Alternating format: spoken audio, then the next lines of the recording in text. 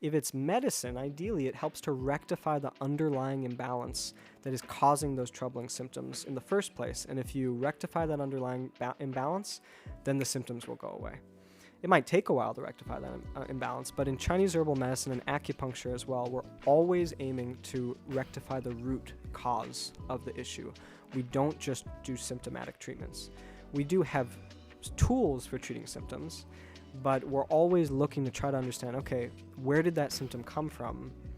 Because we know even if we get rid of the kind of branch, to use a sort of a plant metaphor, if we get rid of the branch, but we haven't addressed the root of the issue, soon enough some other branch is going to manifest. It's so common, I think anyone in medicine will have had this experience. We were talking about type 2 diabetes earlier, right? Right. And you can treat the branch by giving someone a medication, or you can actually get to the root of the issue and say, what's actually going on.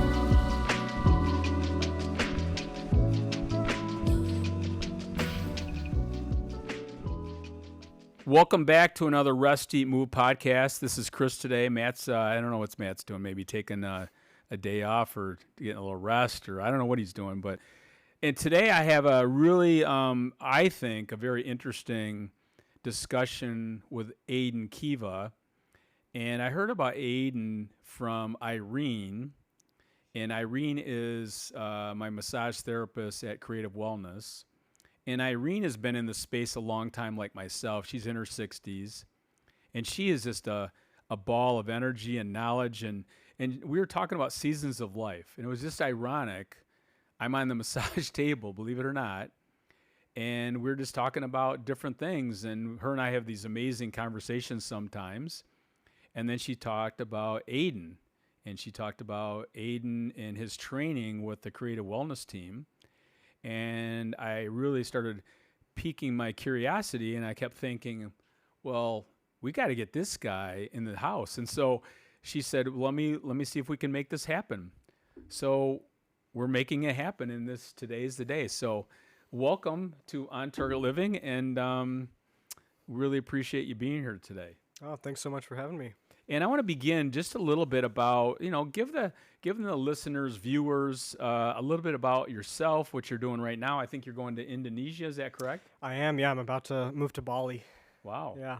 So let's go back in time and tell us a little bit about you, where you're from, how'd you get in this space?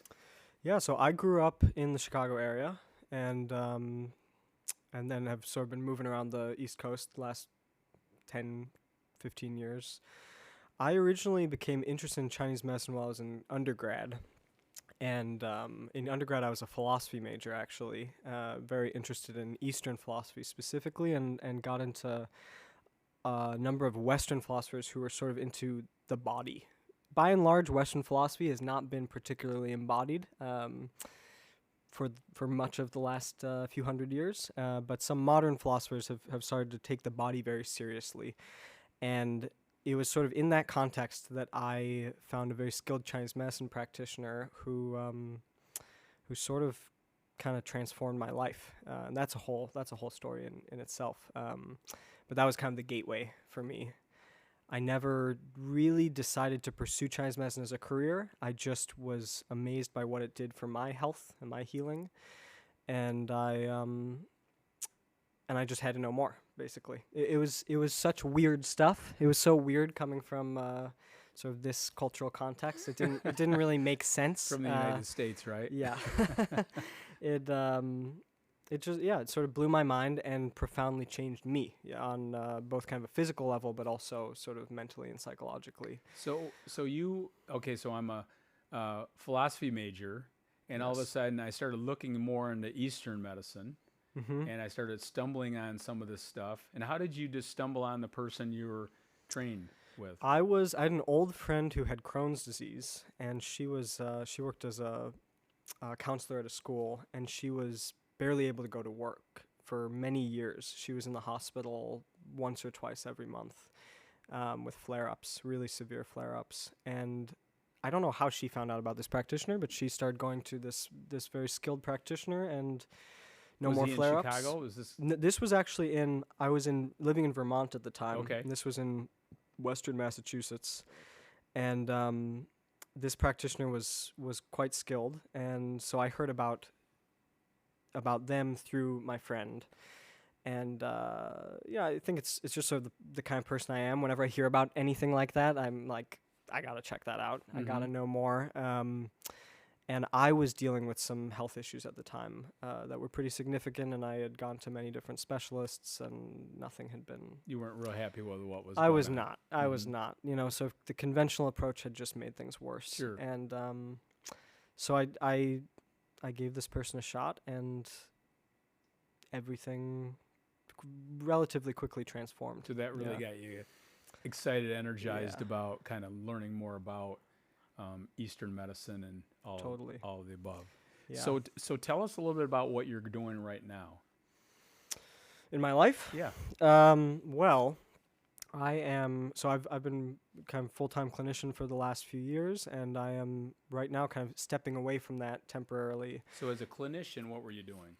Well, I'm an acupuncturist and Right. herbalist, and a doctor of Chinese medicine. So acupuncture, doctor of Chinese medicine. You've been doing that as a practitioner for how long? For about 5 years. Okay. Yeah. So I did my graduate training shortly after undergrad, and got my master's and doctorate in Chinese medicine, and have just been practicing full time since then. Yeah. And then you're in the process of going to Indonesia. I am. Yeah. So my interest, my training is a little different than most acupuncturists in the U.S. Actually, I guess in the world. Chinese medicine has a complex history in the 20th century, largely because it was kind of reformatted by kind of in the Maoist era. Started a little earlier with the nationalists, but it really was from the 1950s onward radically altered. The whole system was radically altered to fit more of a Western medical model, more of a kind of sort of Western materialist view of life and reality, and to be incorporated into the Chinese healthcare system in that way. And then during the Cultural Revolution, many of the traditional doctors were actually, some of them were killed. It was not a hospitable sort of social environment for Chinese medicine. And so Chinese medicine still is alive and widely practiced today, but the forms of Chinese medicine that are practiced are kind of heavily westernized. Okay. And this is my bias, far less effective. So a little more homogenized than versus. Yeah. I mean, it's been, you know, for 2,000, 3,000, 5,000, however long, you know, for a long time, Chinese medicine was the medicine in China. Right. And so it was used to treat everything. You know, that's not to say that every practitioner in China was good at it, certainly, but it's a profound tradition, and it's very effective when it's used by someone who has the right training and knows what they're doing. And in modern times, it's been given a back seat to the dominant medicine of our global culture. Right. For various different reasons. So is this what's taking you to Indonesia? It sort of, in a roundabout sort of way. Obviously, Indonesia is not China. I am going to Bali to train with a teacher of mine who is a kind of expert in Taoist arts specifically. So historically, Chinese medicine has been really deeply linked with the Taoist tradition. Also Buddhist traditions to a certain extent, but especially Taoist traditions and practices. Okay. And in my path, I have sort of followed these kinds of strains of more classical medicine, kind of pre-1950s Chinese medicine, and the types of medicine that I've mostly studied come out of Taoist lineages. Okay. So let's dive into that real quickly. Sure. So let's again, you have a lot of different directions we can go here. Yeah. But let's begin a little bit about Chinese medicine's view of health. Yeah, great. That's a great place to start.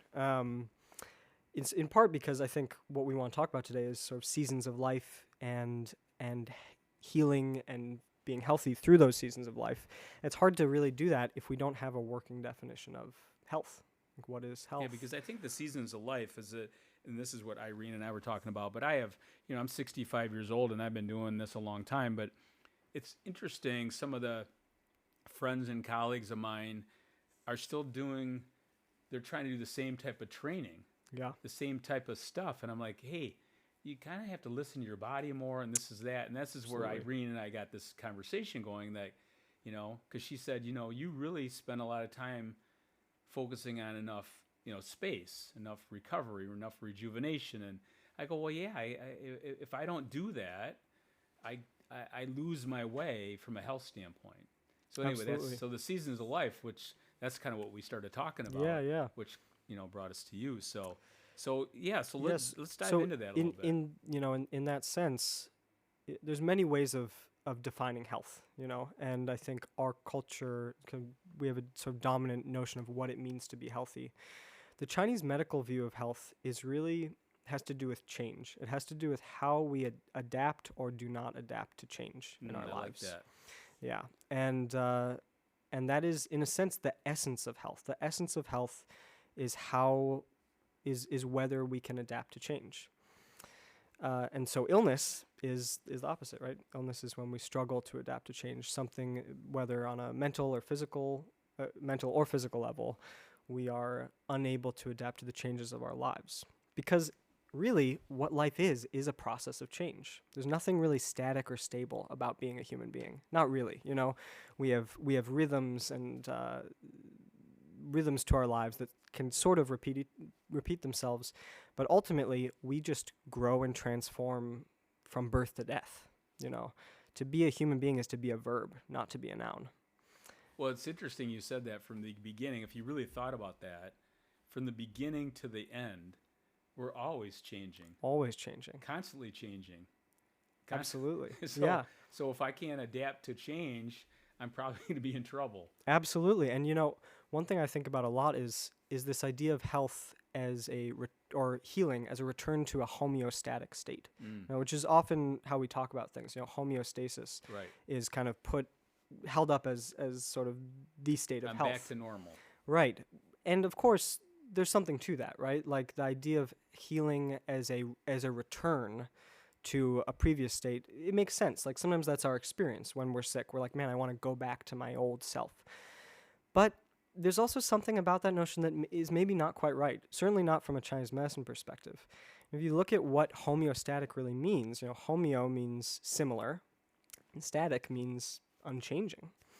And if we really want to heal, we can't actually go back to some kind of stable state that we were previously in. We never really were in a stable state because life is this process of change and growth. Yeah, you really redefine that static position when we weren't static at the beginning. Totally.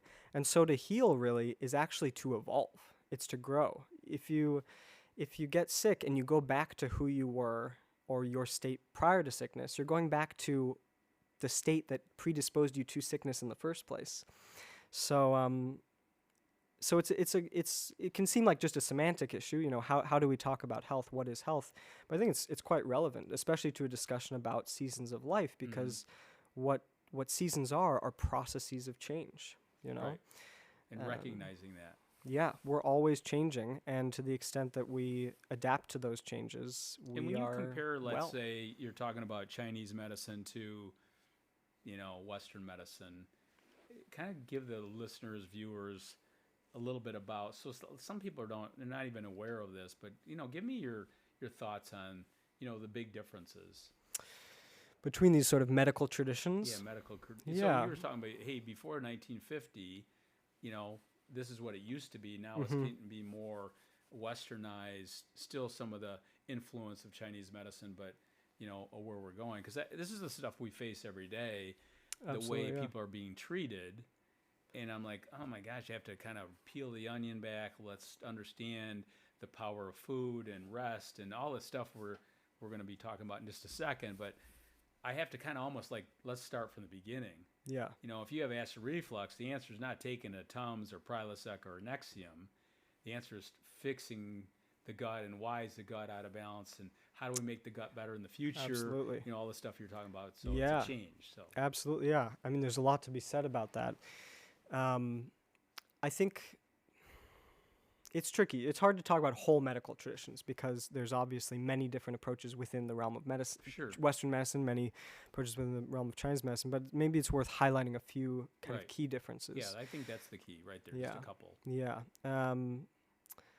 So one is one big difference, maybe two big differences. One is the way that we, like the metaphors we even use to talk about the body. So Western medicine, as modern Western medicine, has really evolved out of a machine metaphor, where we conceptualize the body as a machine.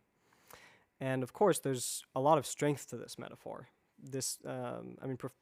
Quite a lot of strength, and it's enabled the development of all sorts of technologies for probing and investigating the body, and relating to the body in some useful ways.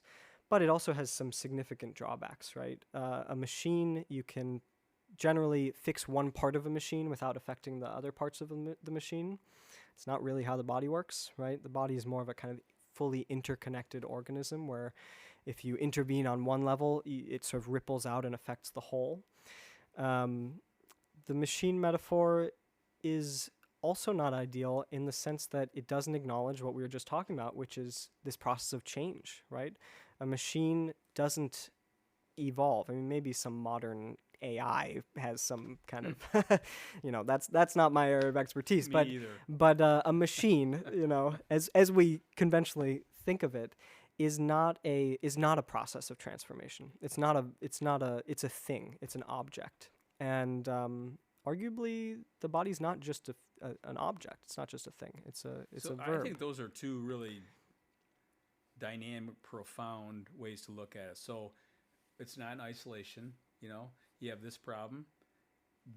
It's systemic. It's the mind and body are all connected, and the list goes on. Yeah. And then number two, we're not evolving into the change model. So if you Absolutely. look at those two things, those are two powerful ways to look at the They differences. are. And to just riff off of what you just said, I mean, this issue of mind and body, relationship with mind and body, that is perhaps the most profound difference between kind of modern Western medicine and classical Chinese medicine, as well as sort of traditional medicines throughout the world. For much of human history,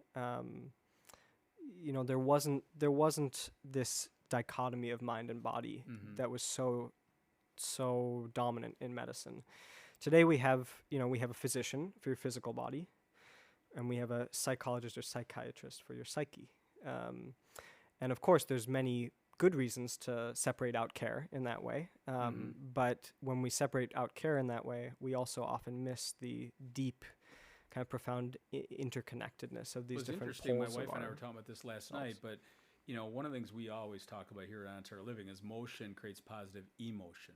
And cool, so, I like that. And so if you can just get people to move a little bit, they're positive, everything starts to change very quickly. Right. And then understanding the gut is a garden. If the gut's not healthy, it doesn't produce the right hormones. And the next thing you know, that is affecting my mind. And so it kind of when you start really getting into it, if my stress is high, we're looking at our world today, a lot of anxiety out there.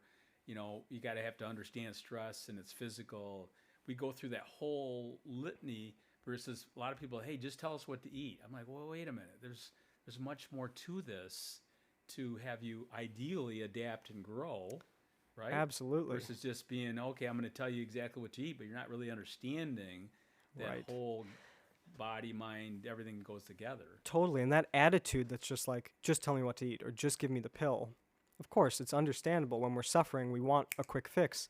But that attitude really it links in with this kind of machine metaphor, right? Like, I'm just this mechanical thing. Give me the right input so that things are reorganized, and then it's all good. As opposed to understanding health and healing as a process and a kind of a profound journey, a journey of growth that doesn't just involve my kind of physicality, but involves my mind, involves the way that I think, the way that I relate to things. I mean, arguably, it's a different thing to, even if you're eating the greatest food in the world, it's a different thing to eat that food with a lot of awareness of your body, to be engaging your mind in the process, or to just be scarfing that food down without a thought. Those have different physiological effects, and they certainly have different Well, effects it's on your interesting. mental state. Sometimes I catch myself, scarfing things down too quickly or whatever, Yeah, but me too. really not, the chewing and the experience. And, sometimes we'll step back and say, if you had to explain to somebody what an orange tasted like or a pear, and you really savor that, and people are like, I don't like the taste of our palates have changed, whatever. But there's so much to that where you're experiencing things, and it's just interesting you said that. I'm like, that triggers, like, a lot of people are not even aware of that. I mean, this is why we're having this conversation, that at least start having these conversations that the human body is not in isolation. The mind and body are all connected. The body's in constant change. I mean, I look at myself and I'm like, am I as strong and fast as what I was when I was 25? No.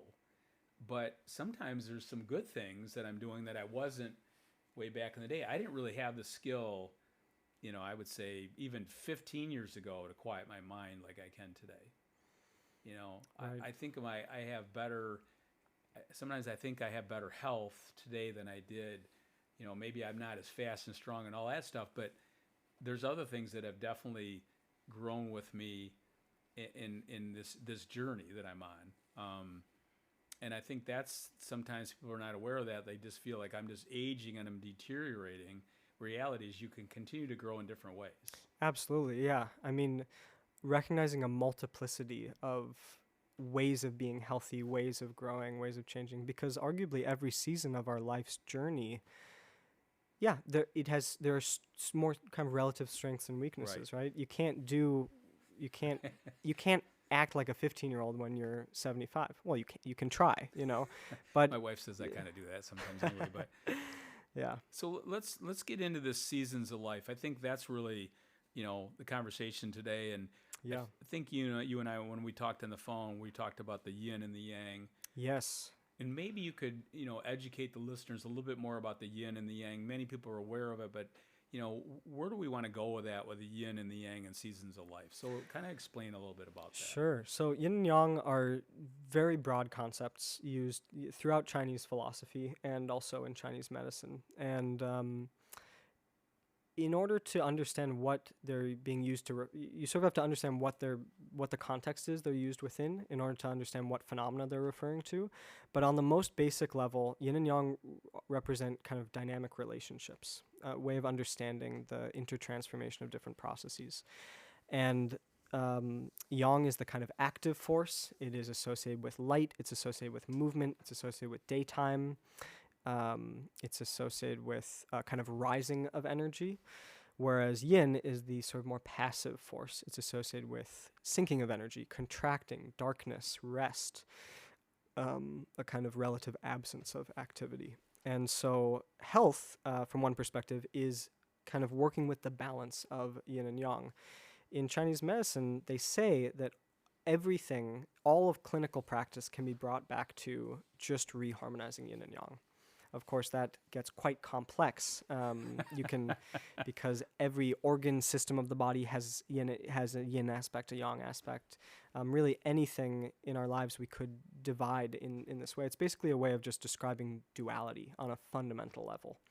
But in terms of our discussion today, it's about these kind of different forces, and different parts of our lives are going to be more yin or more yang relative to others. So when I looked at the yang, I was looking at, so I just wrote some definitions here, but you just said active, yin is passive, heaven, earth, function, substance. Yes. Outside, inside, mind, body, masculine, feminine, light, dark, time, space, hot, cold, new, old. I just went through this whole thing, and then then we get into the foods. I think we'll just touch base on this real quickly. But I looked at, yang foods are red, orange, yellow, and then the yin foods are blue, green, and purple. And so Yeah. you kind of in terms of the colors associated with these things, right, the colors, But in terms of foods, it's much more complicated. Much than that more because complicated. in I just wanted Chinese to throw that medicine out there because, again, I don't want to lose people with this here because, there's so much to this. Yeah, but yeah. the point what you're It's talking worth about mentioning, in terms of foods, it's worth mentioning thermal properties. Correct. So we think about hot Some are- foods or cold foods. Yeah, cooling or warming. Yes, and yeah. so, of course, warmth and heat would be associated with yang, whereas Right. cool and cold would be associated with Correct. yin. Yeah. Yeah, this is the whole thing. Like, one's energizing, one's more, descending of energy. So it's interesting. Cooked foods, raw foods. So, Right. but Absolutely. my point was, there's a lot to this. There's a lot to this, yes. So again, we don't want to confuse everybody, but just understanding, I think what you mentioned is really the key is bringing the balance back. Right, it's and all about finding balance. Yeah. Recognizing that maybe I'm a little bit out of balance, and what do I need to do? Like one of the things we do sometimes, I'll bring people in here. We do private training. We do retreats where we bring groups in and small groups, and the list goes on. But I remember Dr. Phil Nuremberger. He was a guy, you would love this guy. He's one of my mentors, and he did a lot of training in eastern part of the world, and he's one of my mentors on stress. But I remember he used to do sleep training, and he would bring these different companies in, but predominantly financial services, and we would do breathing and sleep training. And he would kind of coach me before, and he goes, he would point them out. He would say, this person is really going to be squirming on the floor in a little bit. Because he could recognize all they wanted to do was go 900 miles an hour. How fast can I work out? How intense, whatever. Right. He's trying to bring them, slow everything down. And they had a really hard time. And so sometimes I'll sit down with my clients. I'm like, we don't need you to do more red line, high intensity training. We need to have you slow down and recover and do more restorative movements. Right. Be more yin. Yeah. And so it kind of evolves, whether it's food or movement, whatever, but starting to recognize your tendencies, like maybe I need more of this. Totally. And less of that. And each individual will have a different kind of balance or imbalance. Absolutely. Some people constantly in growth. Yes. Yeah. Change. Some people tend to be a little more yin and could use a little more yang in activity. Right. They need to move more. So one of the things I was thinking, getting ready for this interview with you, I'm going to try to do a little bit better job with if I'm bringing a group in, or I might try to do some type of exercise just to create awareness of the differences, and just so where they can recognize themselves, and when they do get out of balance, maybe they need a little bit more of this and less of this. So that's anyway, great. Yeah, that's I great. kind of thought I about think that. There's a few things that I think are worth highlighting about this. One is when you go down that list, you look at the things in the yang category and the yin category, and then you think about our culture and what we value as a culture. Which category do we value more? It's the yang times 10. Absolutely. Yeah.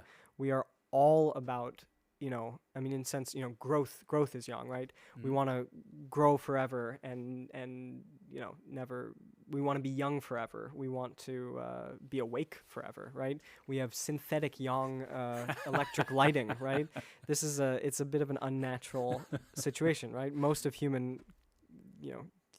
of our time as human beings. So that conversation I will definitely have speaking in the future. Yeah. I just did a CFO group, top 400 CFOs in Boston recently.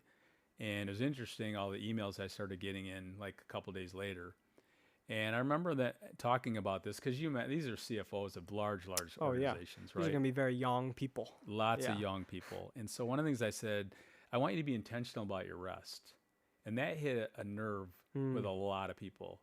They thought, I've never, ever thought about being intentional about my rest or my yin. Right. We're not really taught to be. Not taught to be. Yeah. In fact, it's frowned upon that I need to have more rest, rejuvenation, recovery, repair. Right. People say, what? I'll rest when I'm dead.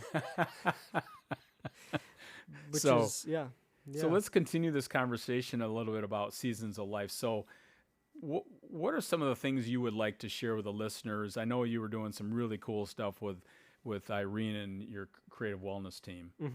So where would you like Yeah, to take right. this? I was teaching a kind of seminar. Well, I think it could be interesting to explore these dynamic concepts of yin and yang with regards to these seasons of life, because you can map different seasons of life onto or map yin and yang onto these seasons. So, for instance, kind of birth, right?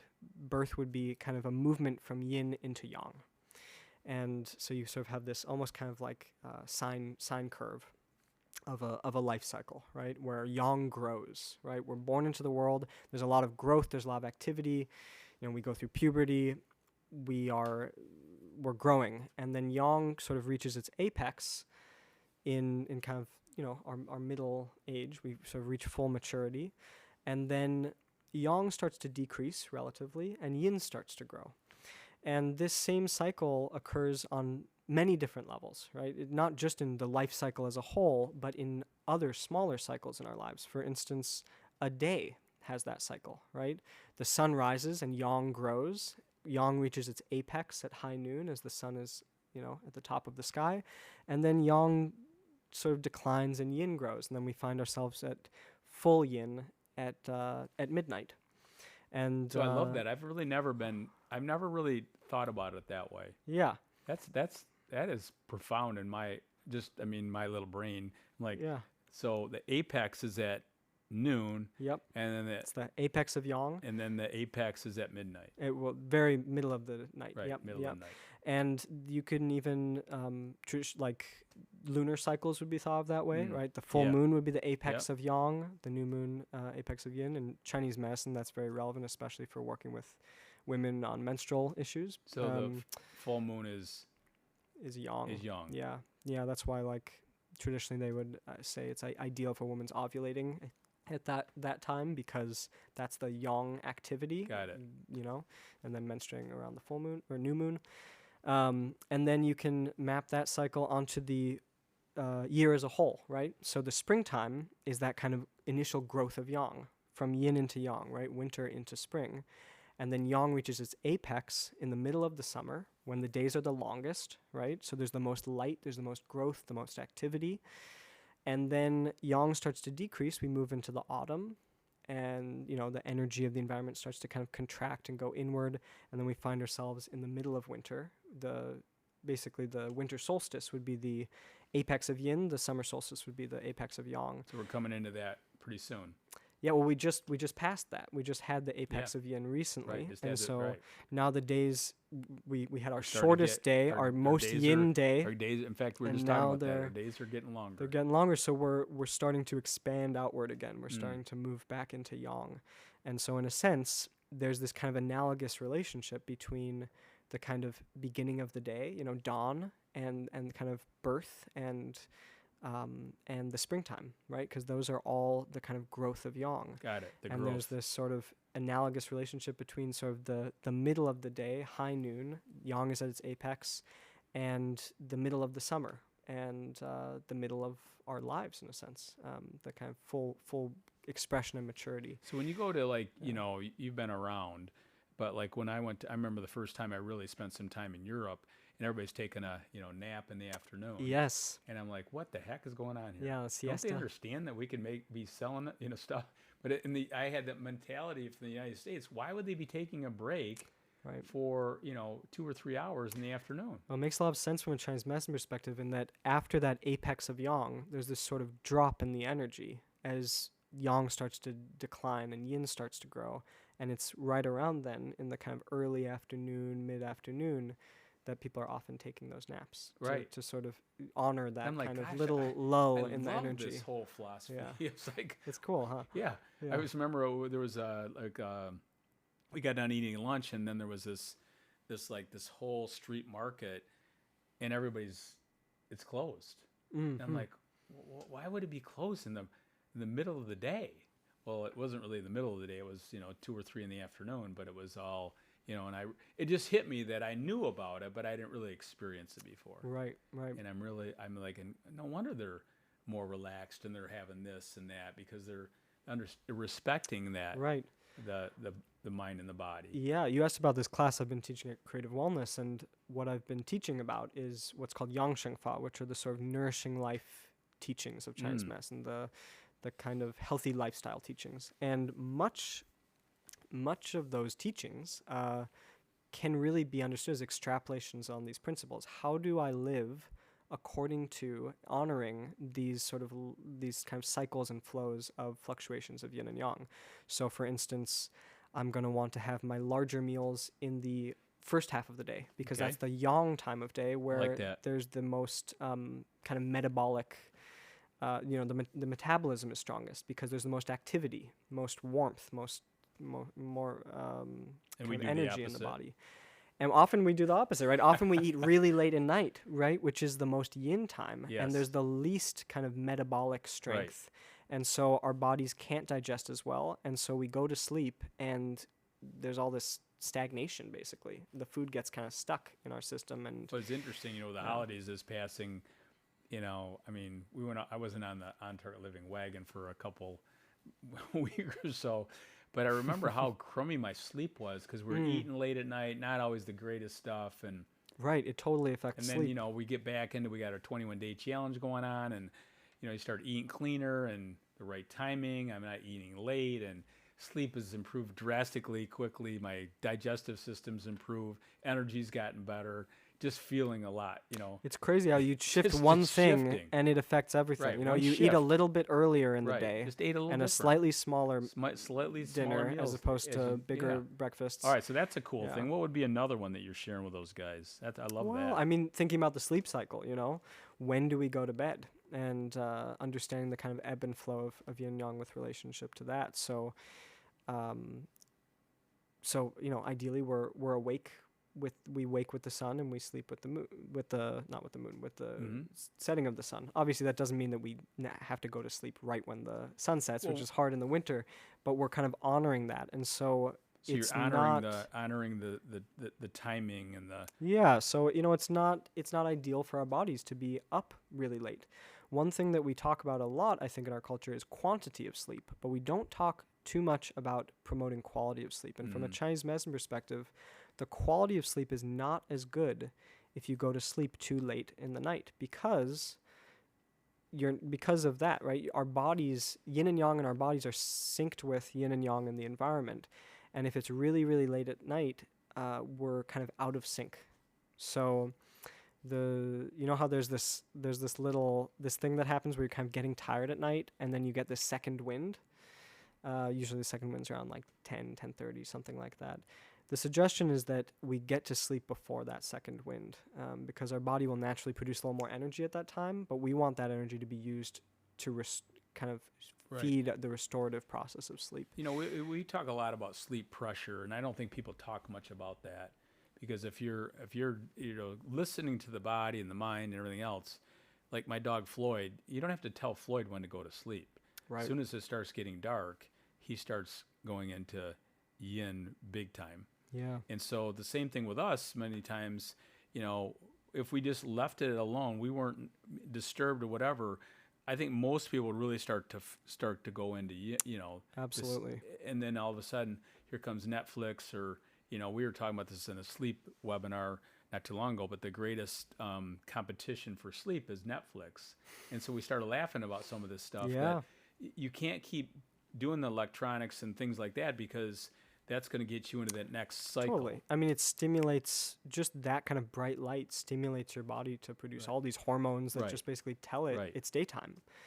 So I think that's a good thing to think about, is if I can get to start to getting into the sleep cycle, and I completely agree. It's not always about the quantity, it's about the quality. It's about the quality, and the quality is just not as good when you're not synced with those cycles. So I'm sure you've seen the research on people who work night shifts. Oh, yeah, I did a whole chapter in my book about sleep, and I worked at Butternut Bread, one of my first jobs out of college, and I was getting up at 2:30 a.m. My first year of marriage, and I was getting home at around 6, and I was working like 80 hours, and my body mentally, and I was kind of like 26 years old, physically in probably the peak of my life, and I never felt so, I had no energy, just no oomph in my life, and my sleep was just a mess. And it took me about 6 months to get my sleep cycle back because I was getting up Takes so a long early. time, And yeah. It took me a long time. Yeah. So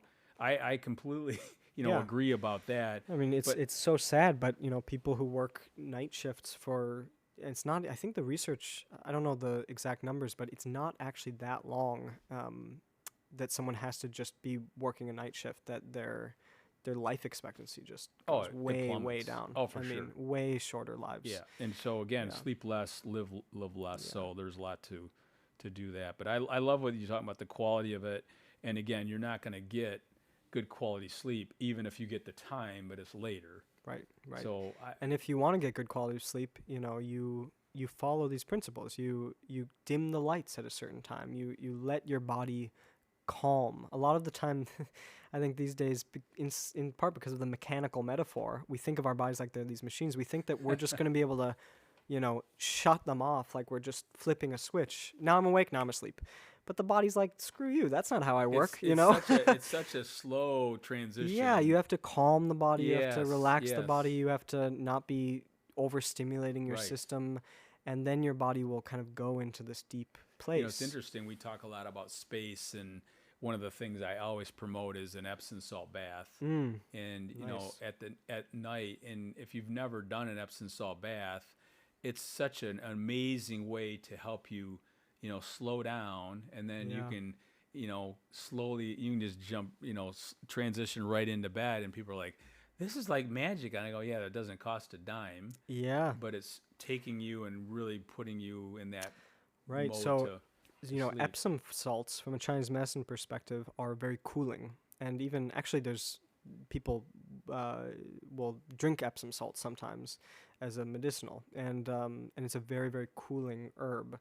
And so, of course, cooling is yin, right? Cooling clears that kind of excess heat from our bodies, which is going to hyperstimulate us, keep us awake, and help us to kind of calm That's the down. whole thought behind temperature and sleep. Yeah, So- absolutely. So when you Yeah. really, like what you're talking about, an Epsom salt cools my body. I'm going to create the temperature in the room. You're creating this ideal environment to allow you to recover Right. more yin in that. Right. So many people, especially Americans, have too much heat in their system from a Chinese medicine perspective, just because they're too young. Right. Yeah, too young. And those heat, hormones, cortisol, adrenaline, I mean, it's doing what it's supposed to do. Yes. And Yeah. if it's going all day long, Yeah. you're not going to be able to rest, sleep. Right. And so I'm looking at electronics, we're stimulating that light, the list goes on. Right. What other things have you been teaching at Creative Wellness? So part of this whole series. Yeah, we've been talking about these principles, and along with these principles, sometimes we get a little more philosophical and talk about these questions of like, what is health overall, and why are we engaging in this process of kind of cultivating our health ultimately. One thing, we did a whole class on death, actually, because death in this cycle, of course, is the most yin. Right? That's the apex of yin. Yep. And it's the end. Yep. It's the end. And in the sense that, or in the way that, like we noted, in our culture, we're sort of averse to yin aspects of life, right? We don't get enough sleep. We don't really want to calm down and slow down. We're quite averse to death, And but from a Chinese medicine perspective, death is just another change, right? It's another change to be adapted to. Often in modern culture, we relate to death like it's pathological, like it's necessarily a bad thing. Like it's just the breaking of a machine, right? To use that machine metaphor. And so there's nothing good about the breaking of a machine. But if you think about life in with this more organic metaphor, right, where this organism, more like a plant, that comes alive in the spring and then sort of dies off in the winter and then presumably comes alive again next spring. And life is just this cycle. There's nothing inherently problematic about death. It's totally possible to die in a completely healthy way from a Chinese medicine perspective. It's just a matter of not resisting change. Death is something that will happen to all of us. Right. And we can die healthy, right? We can. Well, that's kind of the ultimate goal, I think. Yeah. Is to, what my last day on, this earth is I'm pretty vibrant. I'm feeling pretty good. Yeah. So we did an exercise one time, and it's, what do you want the last week, 2 weeks, month, year of your life to look like? versus just the time. Mm. Forget about the time. What do Right, you want? right. What do you- Quality what's- versus What's quantity, the right? quality look like? Yeah. You know, I don't really care to be heavily medicated in a hospital for the last 6 months of my life. You know, I don't really. I'm not interested in prolonging it. I'm interested in the quality of it. Absolutely. And so when you're talking about what is health, sometimes we just look at I'm just alive, but what does that mean? Yeah. Am I thriving or just surviving? Am I thriving or am I surviving? How is what I'm doing in my life going to hold up at the end of my life, you know? Right. When I look back on all this. So part of your teachings, so when you're sitting down with somebody, you know, when you're looking at this big picture, what are some of the things you try to bring out? I mean, I think the meal thing is fantastic, the sleep. Is there other things you like to kind of throw out there? Like, okay, let's get back to the seasons of life just for a second. When I mentioned to you about why, you know, like if you looked at like I'll just use me as an example. When you look at, I think you were talking about, was it 64 years old? Yes. Yeah. We can. That's a great thing to talk about along with seasons of life. So let's talk a little bit about that. 'Cause so Yeah. you put a number to that. I had to laugh when I. Yeah. So I'll explain that. Yeah, go ahead. So, it's not 64 for everyone. So the idea is Chinese medicine, as you're probably aware from the way I'm talking, is very concerned with cycles, right? Because it's about helping our system adapt to change, and so our life is these cycles of change. Cycles. I love the And cycles of change. yeah, and one cycle that's discussed in classical Chinese medical texts are what are called cycles of 7 and 8. So the idea is that women's bodies tend to unfold and go through processes of growth and maturity in cycles of 7, men's in cycles of 8. And of course, this doesn't mean that every single woman's cycles are 7 and every single man's are 8. It's just sort of expressing that it's almost kind of this sort of numerological thing embedded in our genes, for lack of a better term. And what it means is that women go through slightly faster developmental processes, which is true, right? Women start menstruate a little bit earlier than men go through puberty. Women mature slightly faster and men slightly slower. And these are like big cycles of life, 7 and 8. For a woman, right, a woman would menstruate around the age of 14. It was the sort of assumption. Yep. For some women, it's a lot earlier. For some women, it's later. Because from a Chinese medicine perspective, we have so much heat in our system right now. Women's periods are actually starting to come earlier and earlier. Mm-hmm. That would be because of the kind of hyperstimulation and the heat, which is from all sorts of things, our diets, our lifestyles, stuff like that. But that's the basic idea. And then when a woman has gone through 7 cycles of 7, that would be around the age of menopause, which would be 49. Okay. And when a man has gone through 8 cycles of 8, that would be 64, or around 64. That would be kind of sort of andropause. It's understood to be a kind of one full cycle of what's called the Jing, which is sort of kind of denser sort of energetic substances in the body.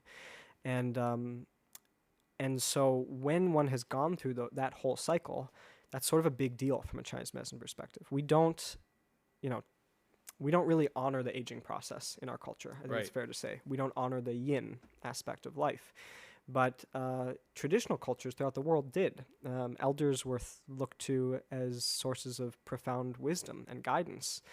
And the aging process was understood not just to be pathological, but to be potentially a gift. And so menopause, I think, is a good example. Menopause is often sort of pathologized in our culture. It's looked at as just an unfortunate thing that happens to women that they should,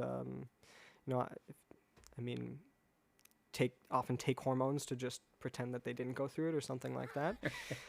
Which is one approach, but there are other approaches, and really what menopause is from a Chinese medicine perspective, on the most fundamental level, it's a switch in polarity of yin and yang. Mm-hmm. So I hope this isn't going too No, into I detail get it. about Yeah. Chinese medical theory, but basically, part of the reason why women often experience hot flashes, more trouble sleeping, those sorts of things, is because at that time they have a little bit less yin, and so the yang can kind of flare up and create this heat. Got it. Basically, is the idea. And so when you treat someone who's having those symptoms, which honestly it's pretty easy to treat with Chinese medicine, you just nourish yin.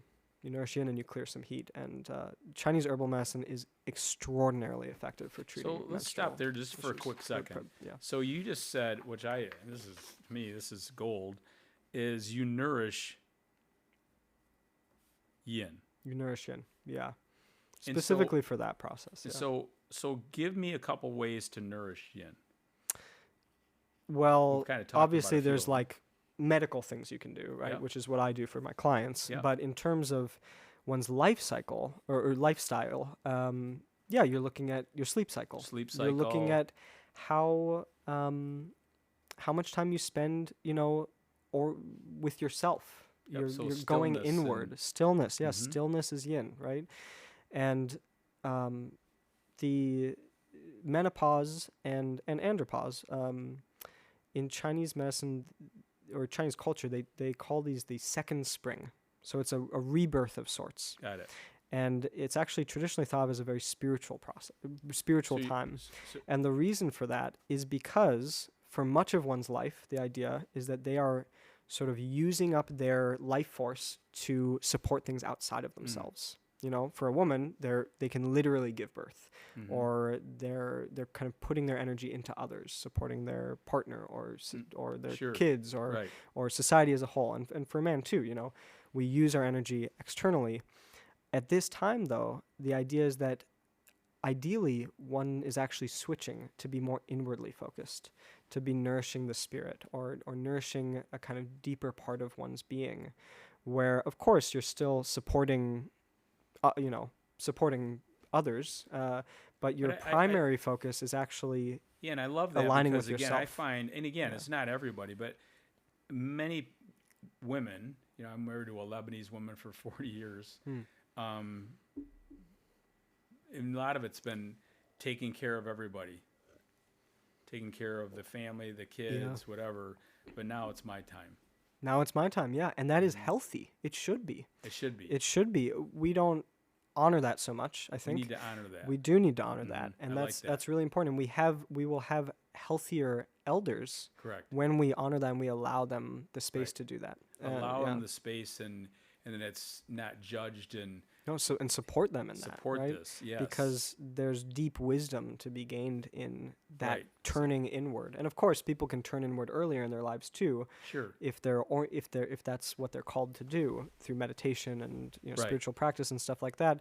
But especially at that age, at that switch, it's thought to be a natural time to do that, and that also nourishes yin, seeking that stillness within. Now, one other thing here too. So, from your practice, besides the sleep and the stillness and being inwardly focused, is there anything you were talking about, like herbs and foods, and is there anything from you what you would recommend? Is maybe give a couple examples, In terms of diet or whatever. What else? Yeah, What so- other part of your practice would you recommend? Whether it's Yeah. acupuncture or Yeah, acupuncture. So in terms of the modalities that I utilize Yes. most, it's herbal medicine and acupuncture. okay, so and herbal there are medicines. there are a number of other modalities that I use, but those are the main ones. And of course, dietary counseling, dietary Sure. therapy is a big piece. So, give me an example of some of the herbal stuff that you would recommend. specific herbs. Yeah. So I'm hesitant to do that Okay. because for a few different reasons. Because people are gonna.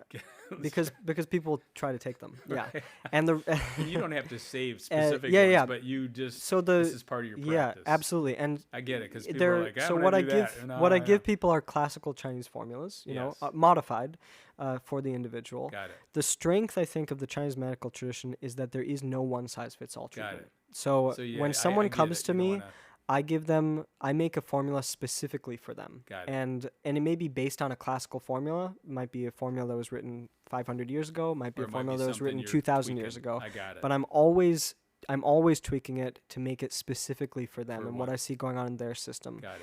And in Chinese herbal medicine, we very rarely use one single herb by itself because there's this kind of complex, wonderful art of understanding how herbs interact with each other. So if we use one herb that we know might have this kind of side effect, we actually have another herb to mediate that, and they're very elegantly crafted, very balanced So getting formulas. back to, this is truly medicine. Yeah, this is truly right. We were talking about this. So, This right, is we were not- talking earlier about this tendency to give people medications that they have to be on for the rest of their lives. Right. And this is, from a Chinese medical perspective, that is not, you can't really call that medicine. You can't call something that you have to be on your entire life in order to benefit from it medicine, because if it's medicine, ideally, it helps to rectify the underlying imbalance that is causing those troubling symptoms in the first place. And if you rectify that underlying imbalance, then the symptoms will go away. It might take a while to rectify that imbalance, but in Chinese herbal medicine and acupuncture as well, we're always aiming to rectify the root cause of the issue. We don't just do symptomatic treatments. We do have tools for treating symptoms, but we're always looking to try to understand, okay, where did that symptom come from? Because we know even if we get rid of the kind of branch, to use a sort of a plant metaphor, if we get rid of the branch, but we haven't addressed the root of the issue, soon enough some other branch is going to manifest. Correct. And So I like that. I'm going to draw a little tree here because that's so true. yeah. And in terms of thinking about diet and lifestyle, often those can often be the root issues, right? Right. It's so common. I think anyone in medicine will have had this experience. You have someone come in and, they have this troubling issue, but that if they change their sleep cycle or they just change their diet, that issue is, we were talking about type 2 diabetes earlier, right? Right. And, you can treat the branch by giving someone a medication, or you can actually get to the root of the issue and say, what's actually going on here? Yeah, like Why we is talk this about actually happening? diabetes, and it's a disease of the cell, and as the cell gets healthier, the root, then the diabetes starts to disappear. Versus if you're Right. taking this med or that med, so Right. we're Am I going to like- change my lifestyle and maybe cut out refined sugars, or am I going to just have exactly the same lifestyle and take a medication? Right. And I loved your definition of is it rectifying the imbalance? And if you're taking a medication that you have to be on the rest of your life, this is not really truly a medicine. Right. Right. I mean, It's a symptom killer, short term, but not fixing the problem. right. In fact, we were talking about this, and we're going to talk more about this in one of our other podcasts, but some of the weight loss drugs that just recently came out that really are another form of diabetes, but now they're looking at how I can use that for weight loss. And reality is like, I heard, they keep saying the same thing, but you have to be on it the rest of your life. I'm like, what is that? So that's truly What something is that? that you don't one wanna- wonders what the side effects are too. And the side effects are of being crazy. on something like that for the rest of Yeah, your and they're life. saying there's not much side effects, and I'm like, the side effects are going to be So crazy. another really big difference between medical traditions, right? Chinese medicine never really developed a notion of side effects in the way that we have in modern medicine, in part because when you give someone, herbs or you give them acupuncture or something, you're always taking into account not just the specific symptom you're treating, but the global health of the quality. See, Or of the body. So how that's affecting the whole system. And so from that perspective, if you give someone something that maybe gets rid of a symptom, but causes an imbalance in the global health of the system, it doesn't really work. Because now the whole thing's you've created another imbalance to treat one imbalance. Correct. That's just craziness sometimes. Yeah. I think, there's more and more. We need to wake up. Our society needs to wake up. That's the whole thing. You start tipping the scale in another direction, right. and it's right. not gonna what we call a side effect is just an effect Right, that it's we a don't fact. that we want to sort of right. not pay as much attention to as the therapeutic effect, right? Yeah, I remember it's just an effect. one of the persons I was speaking with a while back, and she was talking about, hey, let's get out of the mindset of side effects. It's an effect. It's not a side effect. It's an effect. Yeah. Yeah. So. If we look at substances that way, we're going to end up looking at a lot of modern pharmaceuticals, and they're not going to look quite as appealing as they did when we just focus on the therapeutic. And we have effect to or really, I mean, intended if we're going to effect. change that, it has to come from the people. Yeah. If you're not interested in that drug, things will start to change. Absolutely. And, there's a piece, you've been bringing this up a lot, listening to the body. That's a, basic principle of Chinese medicine, especially basic principle of these kind of nourishing life teachings. That's the foundation for everything. So That's the imagine foundation if you for could go health. back in time in school, Yeah. and let's just say it's, grade school, middle school, high school, whatever. Can you imagine if we started teaching some of this stuff? Like a class on listening to the body. Yeah. Well, how fun would that be? Well, it's kind of crazy to think about, right? We all go through how many years of public education, or schooling? Sure. Like I went through a lot of schooling, and you learn how to think, right? People teach you how to engage one really little kind of narrow sliver of your mind to just think about things. That's what all of our education system is based on. There's a lot more to being a human being than just thinking about things, right? There's listening to our gut, listening to our heart, listening to our... But again, I sometimes my son Matt said to me one time, Dad, if you could go back in time and change one thing, it'd be the educational system at the beginning. Some really basic things and understanding how the mind and body work. And I think it would be you can make it very engaging and very interesting. But that's a tool that I think everybody needs to know. And if you could do that at the very beginning, it would create so much less pain and, financially and emotionally and everything that comes with it. And really to understand, like this whole conversation here is a little bit about, and is recognizing the yang and the yin and cycles of our life. And all of this is extrapolations out from listening to the body. When we can actually listen to our bodies, pay attention to what's going on within, also, listen to our whole kind of self. We actually know these things, when we feel when we're sleepy and we honor that sleepiness, our body's telling us, it's a yin time. It's time to go to bed. If we listened to our bodies more, we wouldn't be able to take a lot of drugs that we do because we'd be like, this doesn't feel good. Or we couldn't eat a lot of foods, right? A lot of the time we're only aware of how something a food affects us here, right? But we don't feel it here, right? And something might taste good here, but if we actually listen to how it affects all of this, if we have deeper embodied awareness, it's not gonna be as appealing to us to eat. And then kind of what you're all getting to is how to create that stillness in the mind. Yeah. That we can actually have the awareness of a lot of these things that we do every day. That we're just, and again, I think we're all guilty to a certain level, but as I get older in my yin part of my life, this has become more and more and more prevalent, more awareness, more, it's what I promote more. Way back in the day when we used to do training, it's all about like, hey, how hard can we work out and how perfect can we eat and how good can we look and this and that, versus now it's like, wait a minute. And I did bodybuilding for, since 1985, 10 contests. And I realized very quickly that many of the bodybuilders are the most unhealthy human beings in the world because they didn't have any of the, it was just look good. How fast can I look good? Right. Look good from the outside, not feel good from the inside. And feel good from the inside. And I realized way back at the beginning, I'm like, how can I be healthier and still maybe look better on stage? But this is not what's taught at all. And again, it's like you just said, it's not just looking good, it's how do you feel good? Well, you asked me at the beginning of the conversation, sort of what are the differences between kind of modern Western medicine and sort of classical Chinese medicine? One big one, this is my contention, I just sort of wrote a book about this. The biggest, perhaps, difference is that modern Western medicine is based on observing the body from a third-person perspective, like looking at the bodies of others through dissection, through various medical imaging technologies.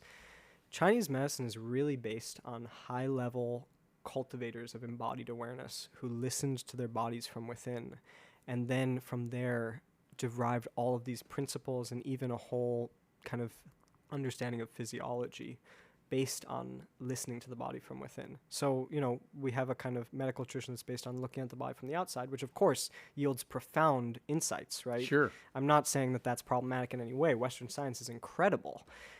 But there's another side to being a body, which isn't just looking outside, but listening within. Right. And if we're interested in cultivating our own health and healing, listening from within is essential, because that's what really allows us to get more to the root of the issue. We're talking about like branches and root.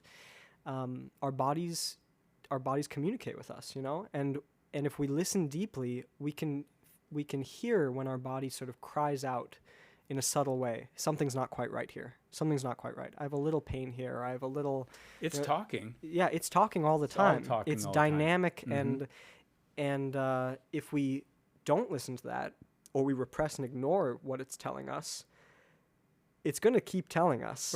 Right. And we can even repress it for 20 years sometimes, especially when we're young, Right. But soon enough, it's that little subtle whisper is going to become a shout, and then we're going to be very, very sick. Yeah, I mean, I got acid reflux. I'm going to take a Tums. I mean, come on. Right.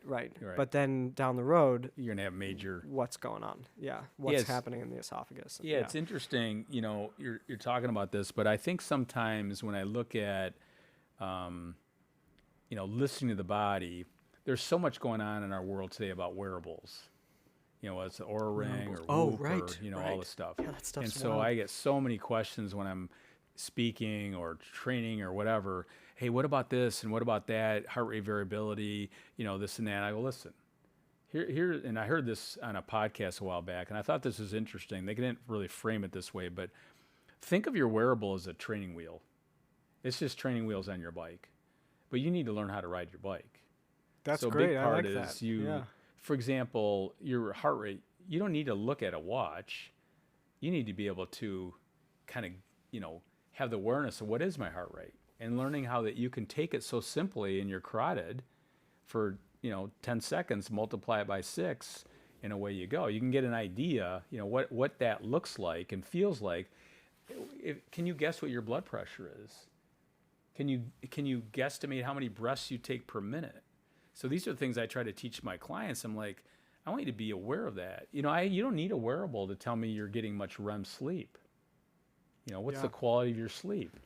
And they'll say, well, I don't know. I'm like, well, what do you mean you don't know? Right. If you don't know, you're not paying attention. You're not paying attention. And then you don't need to look at a wearable to tell you that, and that wearable might be stressful. Right. Because you're not lining up to what the norms per se. Are you dreaming? Are you in bed at the right? The list goes on. So I really try to talk a lot about that, learning to listen to the body, that this is a skill that you can acquire. Absolutely. So now you can be from second to second, minute to minute. Yeah. I'm aware that, that something's not right. Yeah, and there's a whole nother dimension, which is the more we listen to our bodies, the more we really are listening to ourselves, because our body gives us constant feedback about our interactions with others, how it feels in the dynamic with someone, how we feel about ourselves, if we do, even our sense of our personal ethics and what's right for us. If we don't listen to our bodies, it's easier to not listen to those sorts of things. And I think probably you feel like this all the time, but I don't think people really take the time to create the stillness to recognize that. And to me, that's something that, like I said at the very beginning with the CFO group, I don't think any of them, when I said intentional rest, it was like, I don't even know what that means. Right. Those folks are probably really very focused on changing the external world and less on changing the internal world. Mm-hmm. Thing is, if you don't know the internal world very well, it's arguably, you're trying to change the external world, but sometimes you don't even know why. Sometimes you lose sight of what's actually important in life. Right. If you're not really listening to yourself and what you really want and what's important and to you. I think that conversation right there, that could be a day conversation, right? But I think it's really profound that you brought that up, that sometimes you have to step back and say, hey, what am I really, why am I chasing this? Yeah. And we all have had that, but I think sometimes for me, again, I'm the yin part of my life, I look at things differently. If I had this conversation with myself when I'm 35, I don't know if I would have the same, belief or awareness or whatever, or not want to, versus, it's hard to explain. I really like what you're saying of this, in Eastern, cultures that age is something they, embrace. Yeah. Versus in our country, we don't embrace it as much. And I think there's a lot to that. So as we wrap this up, I think this has been a very interesting, and it's really engaging for me. Hopefully the listeners and viewers will feel like there's some gold nuggets here. But is there anything you want to, as we wrap this up, and is there any kind of key points you would like to make, or anything that we haven't talked about that you'd like to talk about? That's a good question. But the whole seasons of life, I guess the big takeaway today is that just start recognizing that a little bit more, and then embracing it. Absolutely. And not be shying away from it.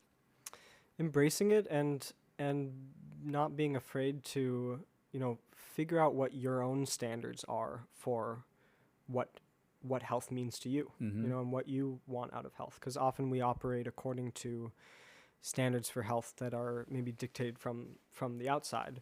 But if we're listening, right, if we're listening to ourselves, we're listening to our bodies, and we are recognizing that what it means for us to live a healthy life is relative to our particular stage in life, we have more agency in a sense, and we can kind of own it. It's ours in a different sort of way. We're not just following some kind of external standard, but we're like really owning that how we live our lives, and how we cultivate health. I think that's a good kind of an ending, because that's kind of what we like to teach. We're not going to teach you a diet. We're not going to give you this and that. We want to help you learn how to pivot. It's your life. We're the tool. You're the hero.